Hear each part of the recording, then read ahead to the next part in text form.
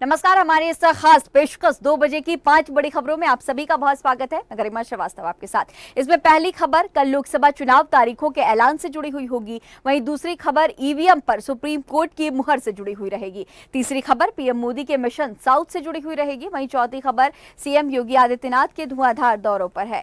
वहीं पांचवी और आखिरी खबर एमपी की राजधानी भोपाल में टेंट के गोदाम में ब्लास्ट से जुड़ी हुई होगी। तो इस 5 विंडो के जरिए हम आपको 5 खबरें दिखा रहे हैं।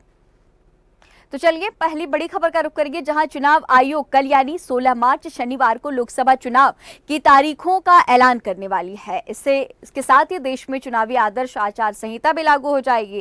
राजनीतिक दलों को कई तरह के प्रतिबंधों का पालन भी करना पड़ेगा। चुनाव आयोग ने शुक्रवार को बताया कि राज्य विधानसभा चुनाव की तारीखों का भी ऐलान कल किया जाएगा। आपको बता दें कि 2019 में हुए लोकसभा चुनाव के लिए 11 अप्रैल से लेकर 19 मई के बीच 7 चरणों में चुनाव कराए गए थे। चुनाव के परिणाम 23 मई को घोषित किए गए थे। उस चुनाव में भारतीय जनता पार्टी ने 303 सीटों पर जीत हासिल की थी। बीजेपी के नेतृत्व वाले गठबंधन ने 353 सीटें जीती। कांग्रेस पार्टी महज 52 सीटें जीत सकी और कांग्रेस के नेतृत्व वाले गठबंधन को कुल 92 सीटें मिली थी। इसी खबर पर तमाम जानकारी के साथ दिल्ली से हमारी सहयोगी तनु बालियान हमारे साथ जुड़ी हुई हैं। तनु, अब कल का इंतजार सभी राजनीतिक दलों को है कि क्योंकि कल ही उस तारीख का ऐलान हो जाएगा जिस दिन चुनाव होने हैं, वोटिंग होनी है। इसके साथ ही ये बातें भी सामने आ रही हैं कि इस बार भी 7 चरणों में चुनाव हो सकता है। फिलहाल क्या कुछ अपडेट? मैं आपको बता दूं कि सभी राजनीतिक दल जो है वो इंतजार कर रहे हैं और कल आखिरकार वो दिन आ जाएगा जब तारीखों का ऐलान हो जाएगा। आपको बता दूं कि चुनाव आयोग कल शनिवार को लगभग 3 बजे का वो समय रहेगा जब प्रेस कॉन्फ्रेंस करेगा चुनाव आयोग और चुनाव की तारीखों का ऐलान कर सकता है। खुद चुनाव आयोग ने गरिमा एक्स पर पोस्ट कर ये बात कही है कि लोकसभा और जो राज्यों के विधानसभा चुनाव है उसके कार्यक्रम की घोषणा कल हो जाएगी। साथ ही मैं आपको बता दूं गरिमा की चुनाव आयोग से की जो पोस्ट है उससे ये साफ हो गया है कि कल लोकसभा के साथ साथ जो कुछ राज्यों के विधानसभा चुनाव है उनके भी कार्यक्रम जो है वो सामने आ जाएंगे। यानी कि सूत्रों की अगर माने तो 2024 के जो लोकसभा चुनाव है वो 7 से 8 चरणों में हो सकते हैं। वहीं जो लोकसभा चुनाव के लिए जो सारी तैयारी है वो भी पूरी हो गई है और चुनाव आयोग ने इसकी पूरी समीक्षा भी कर ली है। तो वहीं उत्तर प्रदेश, पश्चिम बंगाल और बिहार में 6 से 7 चरण में लोकसभा चुनाव जो है वो संपन्न हो सकते हैं। महाराष्ट्र की अगर मैं बात करूं तो 4 से 5 चरण में और मध्य प्रदेश और असम में 2 से 3 चरण में और वहीं तमिलनाडु, केरल, गुजरात, हरियाणा और आंध्र प्रदेश, तेलंगाना की अगर बात की जाए और जो केंद्र शासित प्रदेश है उसमें 1-1 चरण और वहीं कुछ राज्यों में भी 2 से 3 चरणों में लोकसभा चुनाव जो है वो हो सकते हैं। और उसके बाद हम देखेंगे कि आचार संहिता लग जाएगी और ग्राउंड लेवल पे भी जो कैश की धरपकड़ है वो शुरू हो जाएगी। साथ ही जो शराब की जो खेप बरामद होती है वो भी तस्वीरें सामने आ जाएगी। तो कल जो है वो सारे ऐलान हो जाएंगे तो जैसे ही प्रेस कॉन्फ्रेंस। तनु, 2024 के साल लोकसभा चुनाव के जो चुनावी बिसात हैं उसमें कई मुद्दे हैं, चाहे वो धारा 370 ले ले, राम मंदिर की प्राण प्रतिष्ठा को ले लीजिए, सीएए भी अब लागू हो गया पूरे देश में। ऐसे में राजनीतिक दलों को कितना फायदा और कितना नुकसान, क्योंकि लोकसभा चुनाव भी बेहद करीब है। केंद्र में सरकार बनाने के बाद जिस तरह से बीजेपी कह रही है कि हैट्रिक फिर से बनाया जाएगा और एक बार कांग्रेस और इसके साथ ही विपक्षी जो तमाम दल है, गठबंधन है, उनके भी अपने अपने तमाम बड़े दावे हैं। जी बिल्कुल गरिमा, मैं आपको बता दूं कि जिस तरीके से जो बीजेपी है वो लगातार एनडीए 400 पार और बीजेपी 370 का जो नारा दे रही है उसको अचीव करने के लिए अब मुद्दे भी बहुत सारे खड़े हो गए हैं। जैसे कि आपने भी जिक्र किया कि चाहे सीएए का मुद्दा हो या राम मंदिर का हो, और अब हम देख रहे हैं कि जो विपक्षी दल है वो भी लगातार सीएए का विरोध कर रहे हैं।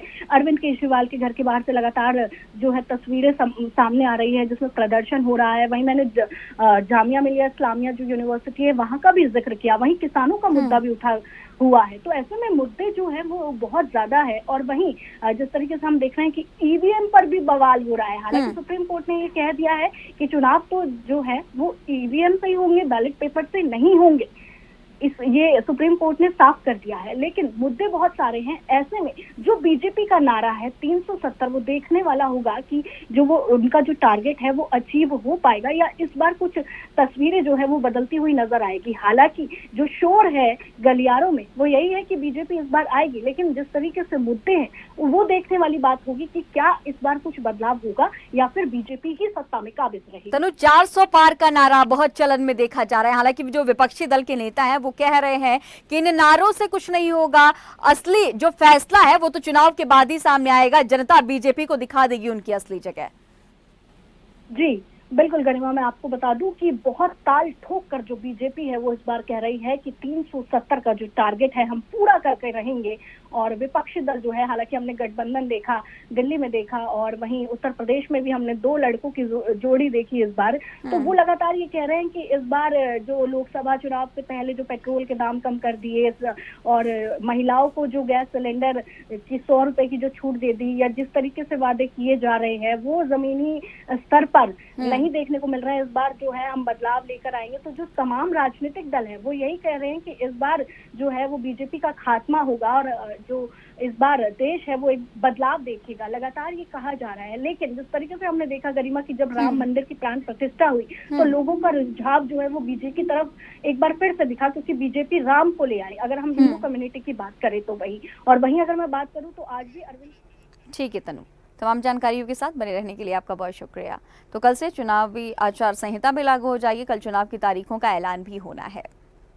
चलिए रुक करेंगे अगली बड़ी खबर का, जहां ईवीएम से चुनाव कराने को लेकर लगातार विपक्ष निशाना साध रहा था और अब इन सब के बीच सत्ता पक्ष की जीत का कारण ईवीएम को बताया जा रहा था। इसी को लेकर सुप्रीम कोर्ट में याचिकाएं भी लगाई गई थी। मांग की गई थी कि बैलेट पेपर से चुनाव कराए जाएं। वहीं बैलेट पेपर से चुनाव कराने की कांग्रेस समेत तमाम पक्ष की याचिकाएं खारिज कर दी गई हैं।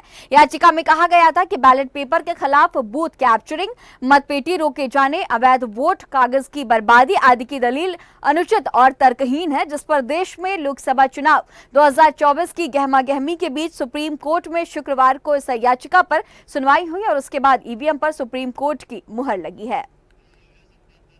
इसी खबर पर तमाम जानकारी के साथ दिल्ली से हमारे सहयोगी राहुल झा हमारे साथ जुड़े हुए हैं। राहुल, ईवीएम पर लगातार लंबे वक्त से देखा जाता रहा है कि विपक्षी दल सवाल खड़े करते हुए नजर आए। हालांकि जब राज्यों में विधानसभा चुनाव के परिणाम आए थे तो विपक्षी दलों के ही नेता इस हार का जो ठीकरा है वो अपनी ही पार्टी पर फोड़ रहे थे। मध्य प्रदेश की अगर हम बात करें तो लक्ष्मण सिंह के बड़े स्टेटमेंट सामने आए थे जैसे ही विधानसभा चुनाव का परिणाम सामने आया। उन्होंने कहा कि ईवीएम के तो मुंह नहीं है और अपनी पार्टी की गलतियों को छुपाने के लिए ईवीएम पर आरोप लगाते रहे, जबकि दिग्विजय सिंह लगातार ईवीएम पर निशाना साध रहे थे। ऐसे में ईवीएम को लेकर के याचिका दायर की गई थी। सुप्रीम कोर्ट ईवीएम से चुनाव कराने के पक्ष में नजर आया।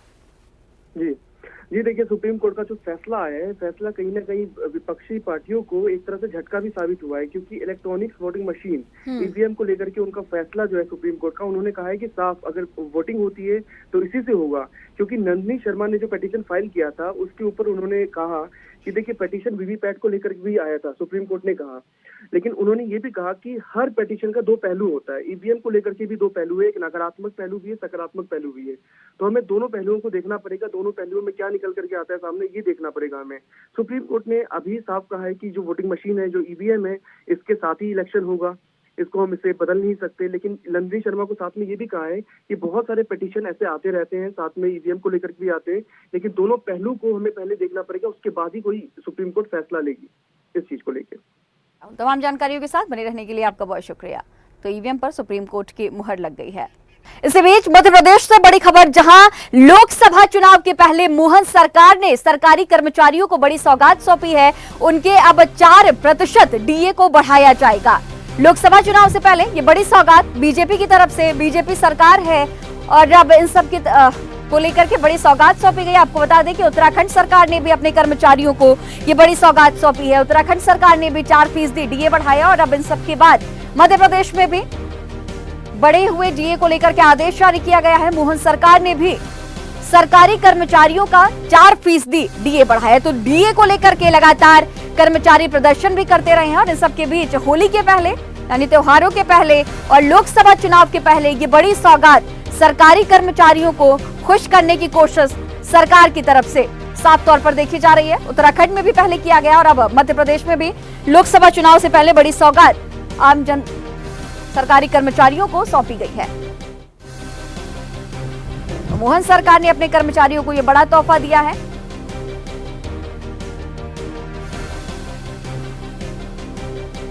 कर्मचारियों की 4% डीए बढ़ाने की मांग थी। 42% से अब बढ़ाकर इसे 46% किया गया। बढ़े हुए डीए को लेकर के आदेश जारी किया गया है। तो मध्य प्रदेश से बड़ी खबर, जहां मोहन सरकार ने कर्मचारियों को यह बड़ा तोहफा लोकसभा चुनाव के पहले, होली के पहले दिया है। कर्मचारियों का डीए बढ़ाया गया, 4% कर्मचारियों का डीए बढ़ाया गया है।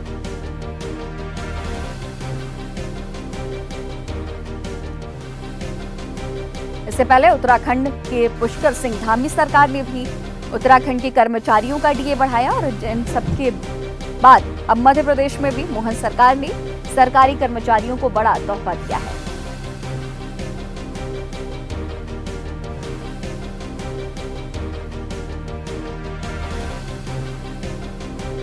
लोकसभा चुनाव की कल तारीखों का ऐलान हो जाएगा और इसके पहले बीजेपी ने, मध्य प्रदेश की बीजेपी सरकार ने यह बड़ी घोषणा की है। लोकसभा चुनाव से पहले बड़ी सौगात सरकारी कर्मचारियों को सौंपी गई है।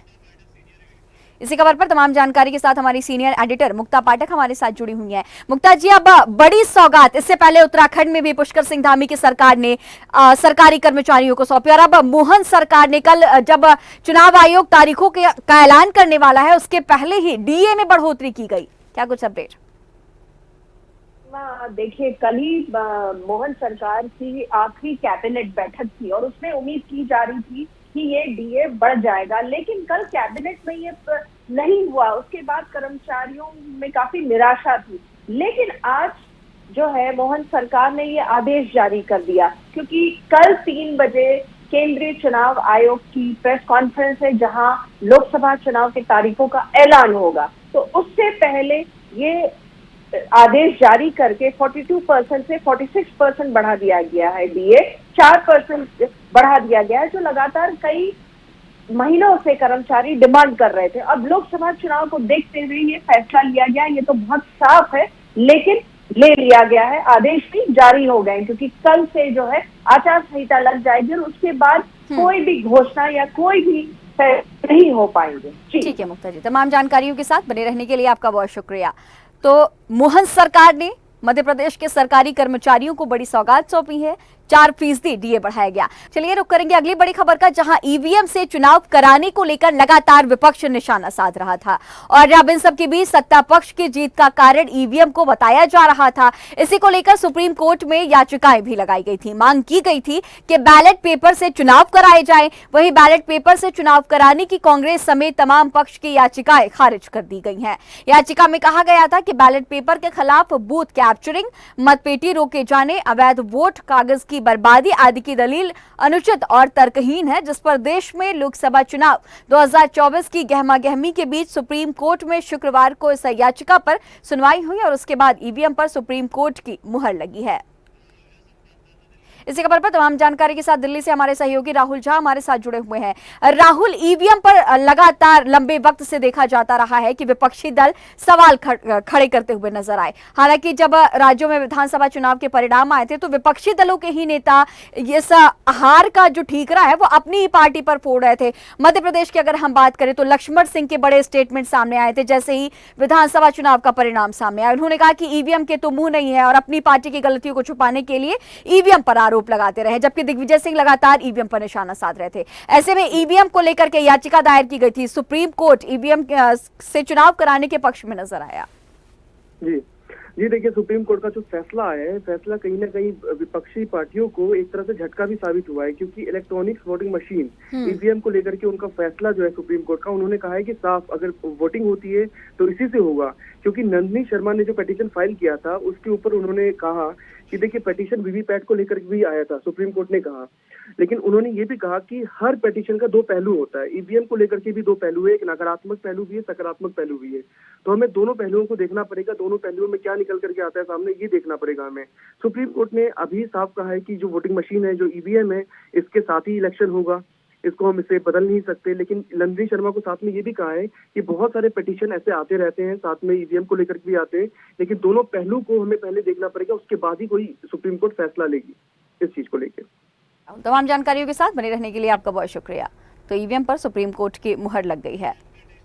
रुक करेंगे अगली खबर का, जहां लोकसभा चुनाव की तारीखों के ऐलान से पहले पीएम मोदी एक बार फिर साउथ के दौरे पर पहुंचे। इस दौरान पीएम मोदी ने डीएमके पर जमकर निशाना साधा। उन्होंने डीएमके को तमिलनाडु का दुश्मन बताया है। उन्होंने कहा कि डीएमके और कांग्रेस तब भी चुप बैठी रही और जल्लीकट्टू पर पाबंदी लगी थी। ये लोग तमिल संस्कृति को नष्ट करना चाहते हैं। लोकसभा चुनाव से पहले प्रधानमंत्री नरेंद्र मोदी तमिलनाडु के कन्याकुमारी में प्रचार करने पहुंचे। यहां एक सार्वजनिक सभा को संबोधित करते हुए पीएम मोदी ने इंडिया गठबंधन पर जमकर निशाना साधा। उन्होंने विपक्षी गठबंधन के घोटाले गिनवाए और कहा कि इसकी सूची बहुत लंबी है। चलिए अगली बड़ी खबर का रुख करेंगे, जहां मुख्यमंत्री योगी आदित्यनाथ शुक्रवार को गोरखपुर दौरे पर हैं। वे यहां 1878 करोड़ की 76 परियोजनाओं का लोकार्पण और शिलान्यास कर रहे हैं। सीएम के दौरे को लेकर प्रशासन तैयारियों में भी जुटा हुआ है। वहीं गोरखपुर दौरे से पहले सीएम योगी आदित्यनाथ सिद्धार्थनगर और बलरामपुर के दौरे पर रहे, जहां उन्होंने कई सौगातें देने का काम किया। वहीं लोकसभा चुनाव से पहले सीएम योगी के धुआंधार दौरों को काफी महत्वपूर्ण माना जा रहा है। इसी खबर पर तमाम जानकारी के साथ यूपी स्टेट हेड वंदना रावत हमारे साथ जुड़ी हुई हैं। वंदना जी, तमाम बड़ी सौगातें लगातार जनता को सौंपी जा रही है। पूर्वांचल के दौरे पर आज गोरखपुर में पहुंचने वाले हैं सीएम, तमाम बड़ी सौगातें सौंपेंगे। लोकसभा चुनाव के मद्देनजर जनता को खुश करने की जो कोशिश है, जो कवायद है, वो साफ तौर पर देखी जा रही है। देखिए गरिमा, उत्तर प्रदेश से दिल्ली की सत्ता का रास्ता निकलता है। ऐसे में पार्टी ने यहाँ की सभी पार्टियां 80 सीटों को जीतने का लक्ष्य भी रखा है। अब लक्ष्य प्राप्त करने के लिए पार्टी जी जान से जुटी है, चाहे वो पक्ष हो चाहे वो विपक्ष हो। भारतीय जनता पार्टी क्योंकि 365 दिन चुनाव की तैयारी करती है, चुनाव लड़ती भी है, तो बीजेपी ने जनवरी के महीने की शुरुआत होते ही चुनाव की तैयारियां शुरू कर दी थी। और करीब 2.5 महीने का ये अभियान था, जिसको लेकर सीएम योगी आदित्यनाथ प्रदेश में सौगातों की बौछार कर रहे हैं। उनकी जो रैलियां हैं, लगातार हर दिन 3 रैलियां होती हैं, 3 जगह 3 जिलों में संबोधन करते हैं। कल अम्बेडकर नगर का दौरा था, गोंडा का था, अयोध्या का था। आज अभी बलरामपुर में उन्होंने करोड़ों की सौगात दी, बस्ती में दी। उसके अलावा अभी गोरखपुर जा रहे हैं। कल उनका संभावित दौरा है मुरादाबाद में और रामपुर में। तो जो भारतीय जनता पार्टी है, ये 365 दिन चुनाव लड़ती है। और क्योंकि लोकसभा चुनाव काफी अहम चुनाव है, क्योंकि सभी पार्टियों की उस पर निगाह टिकी हुई है, तो मुख्यमंत्री योगी आदित्यनाथ जो है लगातार दौरे कर रहे हैं, चाहे वो पूर्वी उत्तर प्रदेश हो, चाहे वो पश्चिमी उत्तर प्रदेश हो। देखिए, पूर्वांचल की बात करें तो अयोध्या, बनारस, गोरखपुर, मथुरा समेत धार्मिक शहरों के दौरे वो कर चुके हैं। धार्मिक स्थानों के पुनर्निर्माण कार्यों पर भी जोर दे चुके हैं।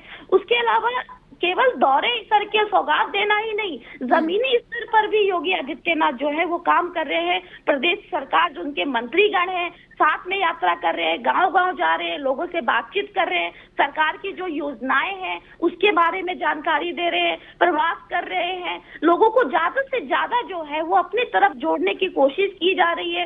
ये बीजेपी का पहला राउंड है जो पूरा होने वाला है। इसके बाद भारतीय जनता पार्टी का भी दूसरे राउंड की तैयारी भी बहुत तेजी से है, क्योंकि कल आचार संहिता, कल इलेक्शन कमीशन की प्रेस कॉन्फ्रेंस है, उसके बाद आचार संहिता लग जाएगी। तो ये जो योगी आदित्यनाथ क्योंकि एक ब्रांड है, एक स्टार प्रचारक है, इनका पूरा प्लान बना है, रोड शो बना हुआ है, तो इनके दौरों से काफी असर पड़ेगा ये आने वाले लोकसभा चुनाव में।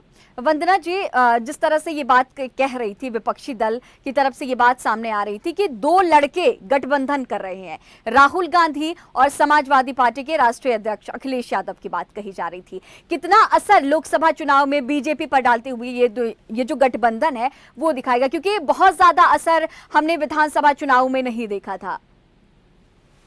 देखिए गरिमा, 2 लड़कों की जो जोड़ी है ये 2017 में भी देखने को मिली थी।